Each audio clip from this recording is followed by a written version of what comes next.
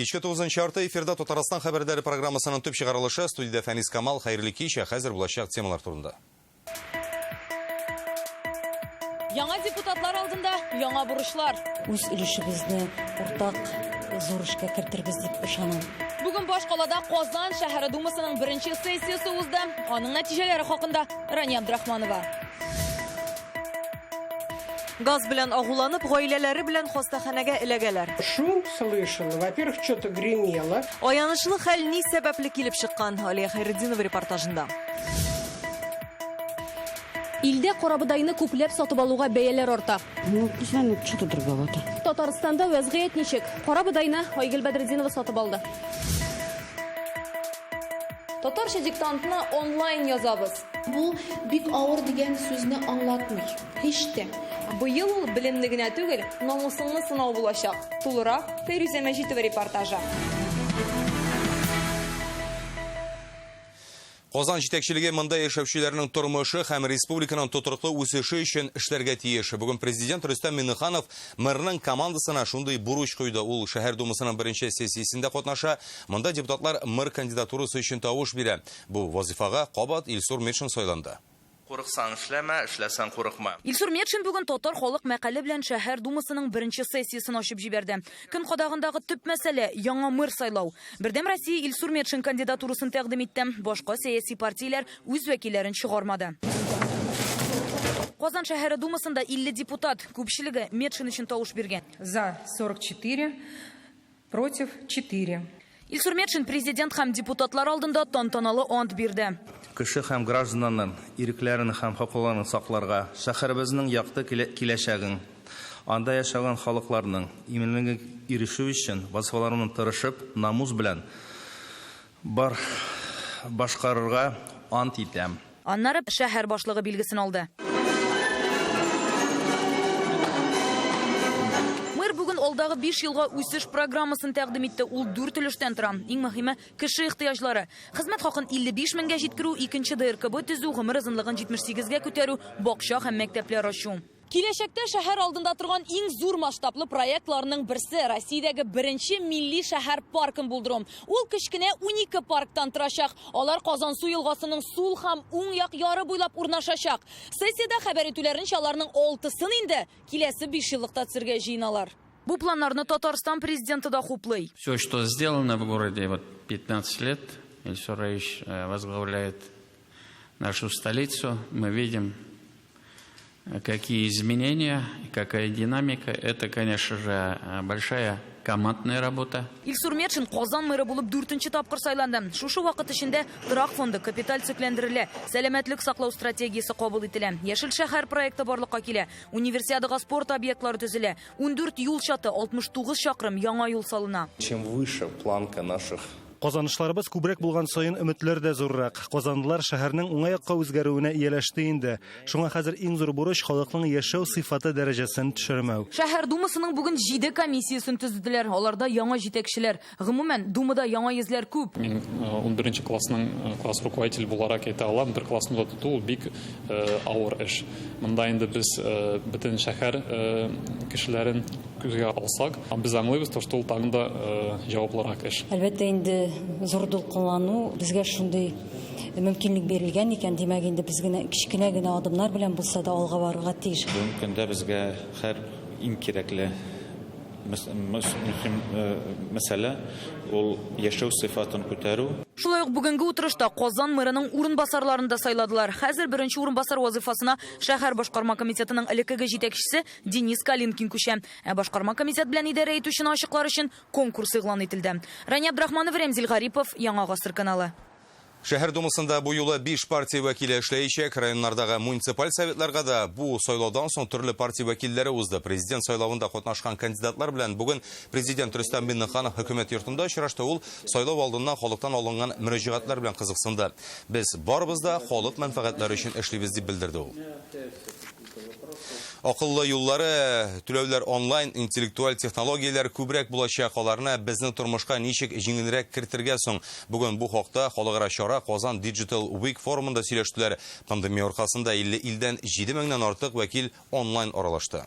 Начнем с очень важного сообщения. Председатель правительства Российской Федерации Михаил Мишустин направил телеграмму Бу форум онлайн уза. Премьер Михаил Мишустинның катнашучыларга теләкләрен укыйлар. Безнең ил цифрлы технологияләрнең башында торырга тиеш дип язылганында. Россиянең IT өлкәсенә багышланган чара июль айында Иннополиста узган иде. Ул чакта аны цифрлы революция дип атадылар. Чөнки бу өлкәдә табышка салымны 20-дән 3%-ка, ә иминiyet кертемнәре өчен 14-дән 7,5%-ка кадәр киметү карарын шунда кабул иттеләр. Это событие дало реальный импульс. Иннополиста узган бу чара Россия кануннарын үзгәртергә тәргеш бирде. Тиздән бу IT өлкәсенең алга китешендә һәм гомумән икътисад үсешендә төп вакыйга булуында шигем юк. Хәзер Татарстан цифрлаштыру буенча Сколково рейтингында 2нче урында. Дәүләт хезмәтләре порталында 300-дән артык сервис. Халык контроле порталы эшли. IT парклар Иннополис һәм аның университеты үсештә. Рөстәм Миңнеханов әйтүенчә, бу өлкәдә белгечләрне мәктәптән үк әзерләргә кирәк. Хәзер барлык мәктәпләрдә дә югары тизлекле интернет бар. Когда мы говорим о цифровизации, главное это люди. Можно создать условия, но если не будет кадров, работа станет бесполезной. Мир переходит в цифру. Применение цифровых технологий – это возможность повысить качество жизни наших граждан и конкурентоспособность бизнеса. Татарстан имин һәм сыйфатлы юллар илкүләм проекты буенча интеллектуаль транспорт системасын булдыра. КАМАЗ пилотсыз йөри торган йөк машинасын сыный. Иннополиста пилотсыз такси эшли. До 2024 года предусмотрено... 2024 елга кадәр илдә автомат рәвештә яктыртылучы юл трассалары барлыкка килергә тиеш. Шулай ук алар юл алгоритмнары белән идарә итү процессларын автоматлаштыруга юнәлтеләчәк. Бүген сөйләшенгән тагын бер мәсьәлә интернетта түләүләрне камилләштерү. Бу елдан Россиядә акчаны карта аша күчереп исәп-хисап ясау 7 тапкыр арткан. Киләчәктә һәр кешенең интернет профилен булдырырга җыйналар. Барлык документлар интернет базага берләштерелергә тиеш. И сейчас у нас в Думе находится на рассмотрении законопроект, который как раз... Хәзер Дәүләт Думасына биометрия мөмкинлекләрен арттыру буенча махсус канун проекты кертелде. Мондый онлайн аралашуда 50 илдән 7000 кеше катнаша. В мире цифровых технологий. Бүген Татарстан үткәрә торган чара бөтен ил өчен бик мөһим, чөнки без беләбез, киләчәк цифрлы технологияләрдән тора. Онлайн форум 3 көн барачак. 200-гә якын белгечнең чыгышы көтелә. Сингапур, Япония, Германиядән экспертлар кушылачак. Фәризә Мәҗитова, Дмитрий Аренин, Яңа Гасыр каналы. Чыгарылышыбызна күңелсез яңалык белән дәвам итәбез. Бүген иртән 4 кешелек гаилә үз фатирында газ белән агуланып хастаханәгә эләгә. Аянычлы хәл Хади Такташ урамындагы йортларның берсендә килеп чыга. Бүген әлеге очракны прокуратурада тикшерә башлады. Йортка газ хезмәте күрсәтүче оешма вәкилләре дә килде. Газ чыгуның сәбәпләре нидә? Валия Хәйретдинова белде. Аянычлы хәл менә бу йортның 2нче катында була. 44нче фатирдан кичектергесез ярдәм хезмәтенә хәбәр төнге 4 туларга 2 минутта килә. Батюшки, что-то стало так греметь громко. Наталья Михайлова узган төнге вакыйгаларны искә төшерә. Газ белән астагы каттагы күршеләре агуланган. Запах мы не слышали. Мин сизмәдем, әмма тавыш ишеттем. Беренчедән нәрсәдер шалтырады, икенчедән сөйләшкән тавышлар ишетелде. Балалары уянгандыр дип уйладым. Сәгать шул 3 белән 4 арасы иде. Фатирда 4 кеше, ире, хатыны, 2 баласы була. Берсенә эш, икенчесенә 5 яшь. Фаҗига килеп чыккан каттагы күршеләр дә сизми. У нас новая колонка. Безнең газ колонкасы яңа, ул әйбәт эшли. Бу фатирны сатып алгач та искесен алыштырдык. Күршеләрдән ис тавыш ишетмәдек. Бүген көндез газ җайланмаларын тикшерергә дип йортка идарәче компания вәкилләре килә. Бүген әлеге фатирга эләгә алмадык, әмма аны җәен тикшергән идек. Аның өстендәге катта да, астта да барлык каналлар чиста, һәммәсе дә төзек. Горгаз җәмгыятендә дә барысы да дөрес эшли иде диләр. Алар да ярты ел элек тикшергән була. Елга бер мәртәбә һәрбер фатирда газ җиһазларына техник хезмәт күрсәтәбез.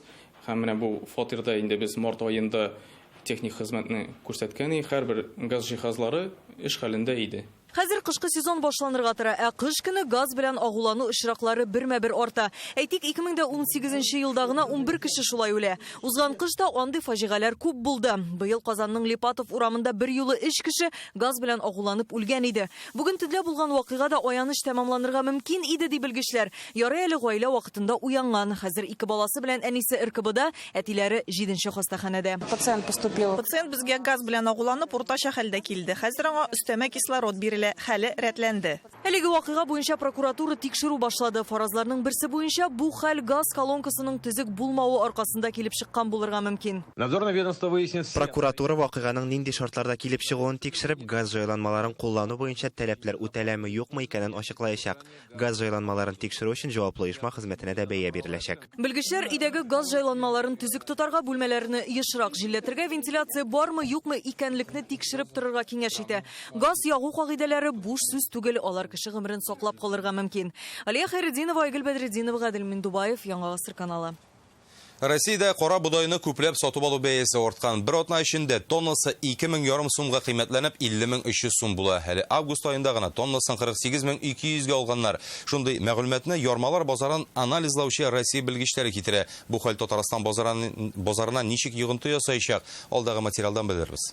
Дерн целый, не побитый. Побитых очень мало дерн. Нина Фомичева һәр иртәсен диярлек карабудай бутқасыннан башлый. Бәяләр күтәрелә барса да яраткан ярмасыннан баш тартырга әзер түгел. Нет, нормально. 69 сумга ярый әле, чөнки ярманың сыйфаты әйбәт, әмма оннан да кыйммәткә сатып алырга мөмкинлегем юк. Бу пандемия башланганнан бирле шулай. Элек бер кабын 40-50 сумга алса, хәзер сизелерлек кыйммәт диләр. Дорогая гречка, да. Росстат мәгълүматы буенча, ел башыннан илдә гомумән күп төрле продуктларга бәяләр 5%-ка күтәрелде. Әлбәттә инде карабудай да шулар рәтендә.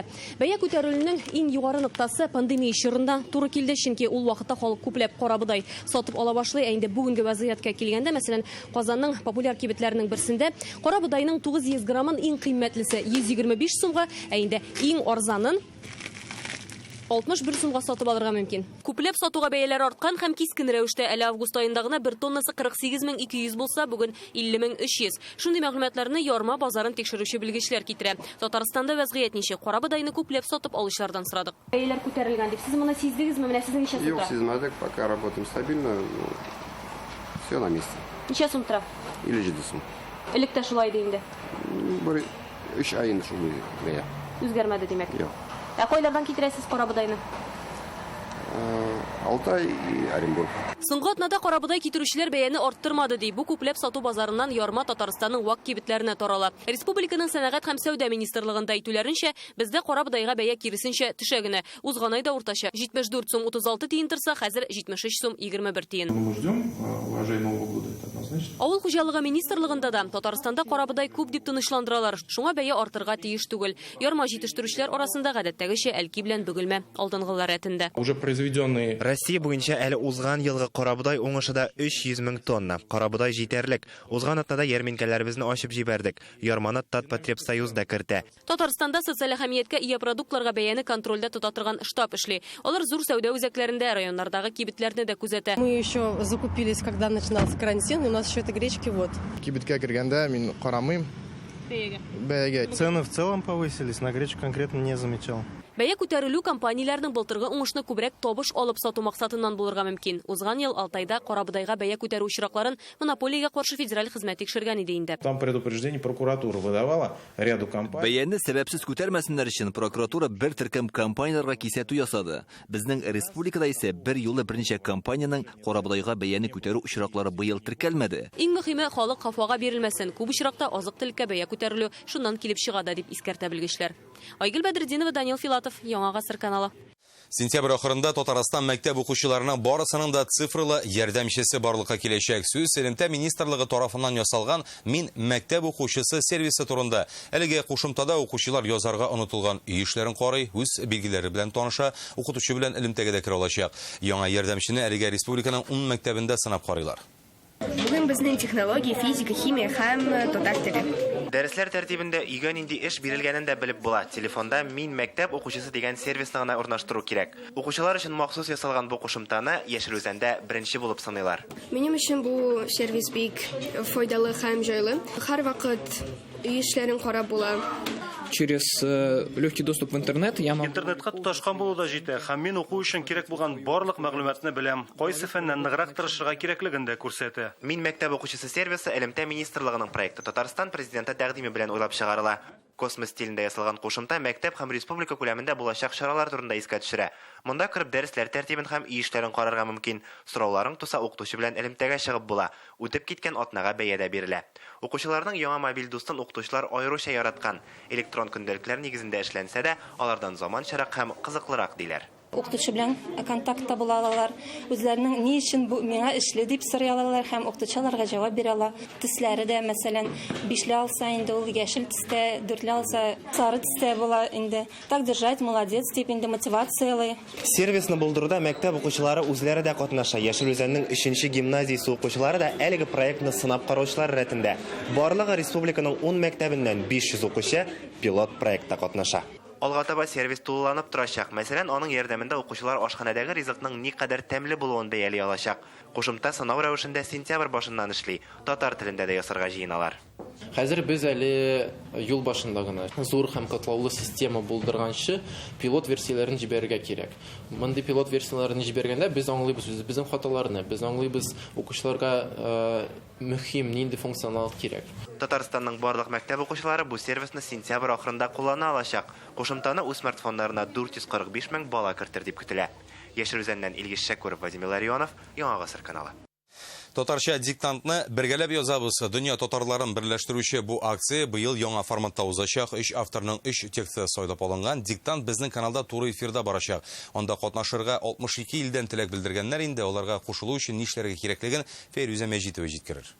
Быел татарча диктант онлайн форматта уза. Ул Татарстан Яңа Гасыр һәм ТНВ Планета каналлары аша турыдан-туры эфирда трансляцияләнә. Быел катнашучылар тагын да күбрәк булыр дигән өмид бар, чөнки һәр кешедә телефон, юлдамы, эштәме, бакчадамы син смартфонны кабызып яисә компьютер аша диктантны язарга мөмкин. Әлеге проект геометрик прогрессиядә үсүче проект. Татар оешмалары булган ул 62гә якын төбәктә уза быел.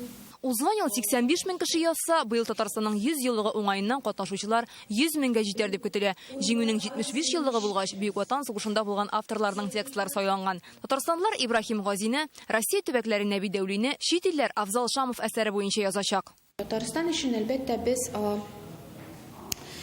бераз гына башка текстлар белән караганда бераз гына авыррак текст сайларга тырыштык дип әйтгәндә. Пунктуацион үзенчәлекләре дә авыррак булган текст сайларга тырыштык. Әмма бу бик авыр дигән сүзне аңлатмый. Диктант язудан куркырга кирәкми, язарлык ди филологлар. Онлайн форматта булгач, аны өйдән дә язарга була. Шпаргалга куллану-кулланмау кешенең үз намусында ди оештыручылар. Бу үзегезгә җаваплылык һәм намус булып кайтып кала. Теләүчеләр татарча диктантны офлайнда, мәктәп яисә төрле оешмаларда язуны оештыра ала. Моның өчен диктант татар сайтында теркәлергә, бланкларның күчерелмәсен сайттан алырга, телевизорлы бүлмә кирәк. Чөнки текстны бары тик туры эфир аша укыячаклар. Татарстан халкына Фуат Галимуллин, Россия төбәкләренә Илдар Кыямов, чит илләр өчен Филүс Каһиров яздырачак. Җиргә ияреп очып китмәкче дә була. Безнең редакция егет-кызлары бүген үк татарча диктант язып карады. Шимбә булачак халыкара акциягә алдан әзерләнү бу.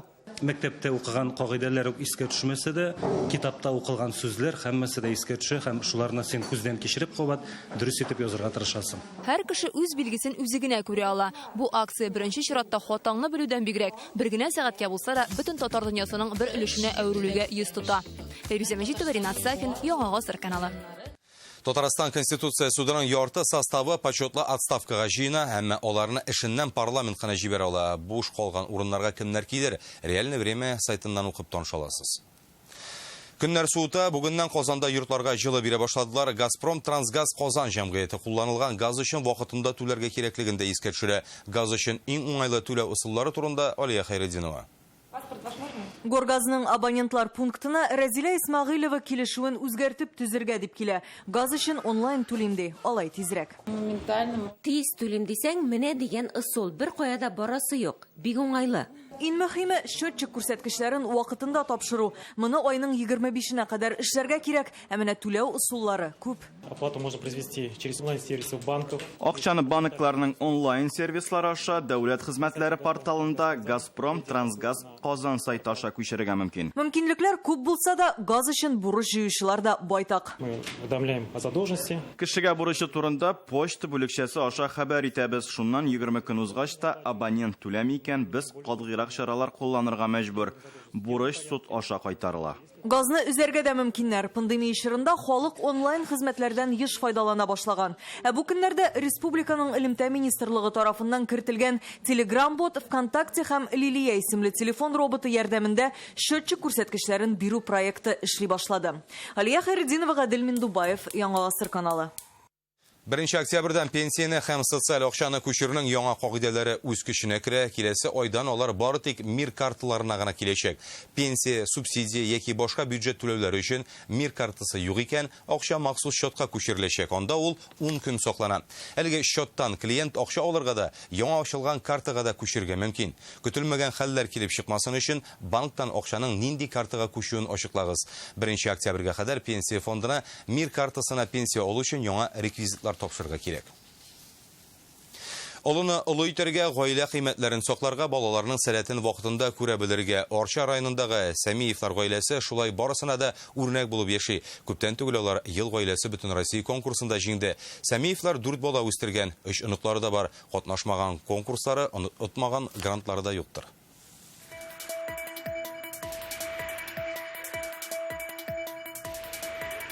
Үзебез ясыйбыз. Әнинең фирменный рецепт буенча. Өстәлдә гаиләнең данлыклы кагы, кышка дип киптерелгән җиләк җимешләре. Алмаларны киптерәбез, чия, слива, бөтенсен. Сәмиевләрнең 2 зур кызлары кайсы Казанда, кайсы Мәскәүдә инде үз гаиләләрен корып яшиләр. Аларның инде үз балалары үсә. Улы кызлары мәктәп бетергәндә үк Хәти белән әни кияүгә чыгып таралалар. Әйдә тагын бәби алып кайтыйк диләр. Нәтиҗәдә Лилия һәм Эмиль дөньяга килә. Һәрбер баланың үз эше бар. Менә кичкенә малай аңга 8 яшь, ул инде 6 яшьтән коридорда линолеумны идәнне җуа и залда пылесослый паласына. Олы балалар да шулай итеп үстергәнек булышып, хәзер инде кичкенәләре. Без инде килеп әйтәбез, беренче партия, икенче партия. Нәтиҗәдә һәр бала сәләтле. Гаиләләре Җиһанов исемендәге пианистлар конкурсы лауреаты, балалар думасының вице-спикеры була, сәнгать мәктәбендә, финанс институтында бетерә. Алинәләре медицина университетын тәмамлый, табиб булып эшли. Шулай күп санлы иҗади конкурслар лауреаты. Әти-әни һәр вакыт терәк. Алар безне кешеләрне хөрмәт итәргә, гадел, мәрхәмәтле булырга өйрәттеләр. Нинди булса да безнең йомышыбыз, сорауыбыз булса, без һәр вакытта да бер-беребезгә шалтыратып, киңәшләшеп. Братик у нас стал дядей в 3 годика. Безнең балалар туды да 3 яшьлек энем абый булып куйды. Хәзер безнең кызларыбыз сеңлем һәм энем белән бергә уйнап үсә. Ел гаиләсе 2020 җаваплы исем, балаларның сәләтен ача белергә төп максатларының берсе. Менә кеше кызлары Лилия инде созвездие йолдызлык лауреаты. Әнәни Эмильнең тэквондо буенча яшел билбавы бар. Я привыкла танцевать, веселиться. Не думал, вот кем хочешь в будущем стать? Строителем. Почему? Потому что там много зарплаты дает. Үйдә тавыш бетмәде бит инде. Бәхетле тавыш дип әйтик инде. Балалар тавышы. Нәрсәгә өйрәтәсез балаларны менә балачактан? Мине әби өйрәтте. Улым кешегә яхшылык эшлә. 7 тапка артык сәнә кире кайта дип. Аллага шөкер, балаларыбыз бик тәртипле, бик мәрхәмәтле. Аларның тәрбияләрендә яшибез. Бала әти-әнидән күреп үсә диләр. Гаилә башлыгы, газ үткәрүче, районның әтиләр советы әгъзасы. Наилә Панышка бил конкурсы лауреаты, гомере буе мөмкинлекләре шикле балаларны тернәкләндереп ярдәм иткән. Әлеге чыгышны Сәмиевлар гаиләсе бөтен Россия конкурсында күрсәтә һәм җиңү яулый. Андый үрнәк гаиләләр бөтен илдә нибары 89 гына. Сәмиевларның үз шәҗәрәсе дә бар. Аның белән республика конкурсында катнашалар. Һәр төрле җиңүләрнең сыры бер. Сәмиевлар бергә җыелса, тормыштагы бер генә үрнедә яуламый калмый. Арчадан Айгөл Бәдретдинов, Алмаз Зияддинов, Яңа Гасыр каналы. Белем ул тәҗрибәдән туплана, шул тәҗрибәне алыр өчен Казанга бөтен илдән студентлар да җыелды. Студент төркемнәре җитәкчеләре, иҗтимагый проектлар авторлары, студент клубларының ил күләм лигасы җыенында катнаша. Россия күләмендә үткәрелүче әлеге форумга 1000 ярымнан артык гариза кабул ителгән, шуларның 250-дән артыгы Татарстаннан. Анда хезмәттәшем Динә Хисаметдинова эшли. Динә, хәзерге студентлар нинди планнар белән янып яши, үтемле һәм кызыклы проектлары бармы? Хәерле кич, Фәнис, иң беренче чиратта әйтеп үтәргә кирәк. Һәр кеше мондай офлайн чараларны сагынган. Ниһаять, студентлар бүген бергә күзгә күз очрашалар. Алар кызыклы тормыш алып баралар. Алар бер-берсе белән аралашалар, сәламәт тормыш алып баралар. Һәм инде шуңа нигезләнеп төркемнәр төзиләрдә. Бер атна дәвамында аларны кызыклы очрашулар көтә. 7 модульдән торган белем бирү программасында студентлар чаралар оештыру, креатив, киләчәк компетенцияларны, продакшн кебек темаларга фикер алышачаклар. Моннан тыш, әлеге җыелышта яшьләр проектларының бөтен Россия конкурсы да узачак. Аның төп бүләге 500 сумлык грант һәм иде әлеге күләмдәге акчалар үзеңнең проектыңны тормышка ашыруга китә. Әлбәттә, күңелле ял итүләр, яңа очрашулар да көтелә. Без катнашучылар белән дә сөйләшеп алдык, оештыручылар белән дә әйдәгез фикерләрне тыңлабыз. Мы организуем мероприятия, мы очень активные волонтеры и просто, и экологическое направление, патриотическое. Мы вообще занимаемся всем, чем только можно. У нас студенческий спортивный клуб, развиваем спорт и пропагандируем здоровый образ жизни. Основной, наверное, смысл происходящего – это чтобы ребята максимум получили положительных эмоций, они познакомятся с друг другом, возможно, обретут друзей до конца своей жизни, может быть, у кого-то круто изменится жизнь благодаря этому форуму. Казан кунакларны һәр вакыттагыча шатланып, плаж җәеп каршы ала инде әлеге җыелыш. Бүгенге көн студентларга уңышка ирешү өчен бер баскыч булыр дип өметләнеп калабыз. Шундый яңалыклар иде Фәнис сиңа. Рәхмәт, Динә. Турыдан-туры эфирда минем хезмәттәшем Динә Хисамиддинова иде. Бүгенге менә шундый хәбәрләр иде, уңышлар сезгә һәм әлбәттә Яңа гасыр каналында гына калыгыз.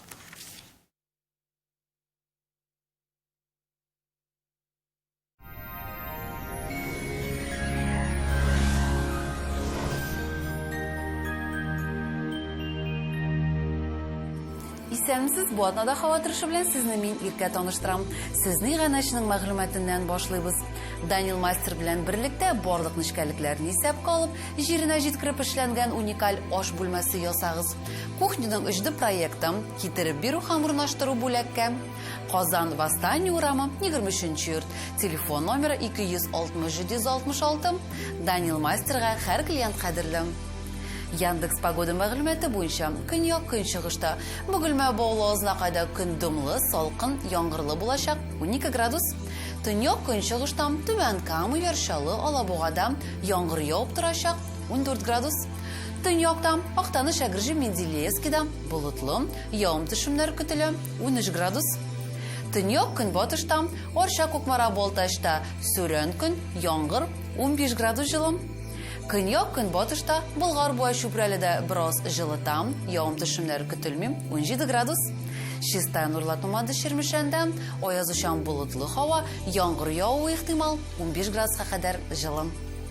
Доктор Оз федераль шелтәрнең медицина үзәге сезгә операциясыз һәм авыртусыз умыртка баганасы һәм буыннар белән булган проблеманы хәл итүдә ярдәм итә. 12 ел дәвамында Россиянең 10 шәһәрендә клиника табиблары ярдәмендә 39 меңгә якын кеше операция ясамыйча ярдәм ителгән. Артрит, артроз, бүсер, операция.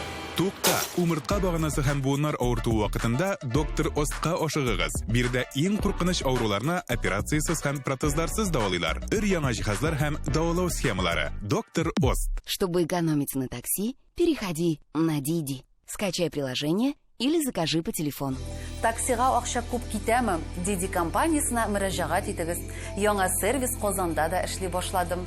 Такси чакыру өчен кушымта урнаштырыгыз, яисә 214 номерына шалтыратыгыз. Мәркәзебез Казанда кояш болытлар артыннан сирәк кенә күренгәлиячәк. Көндез 15-17 градус җылы, җилтөньяк көнчыгыштан уртача тизлектә, көндез көчәя. Атмосфера басымы төркемеш баганасының 750 мм тәшкил итә. Һаваның чагыштырмача дымлылыгы 75%. Җирнең магнит кыры тыныч. Һава торышы турында әлегә менә шулай дип исән-имин булыгыз.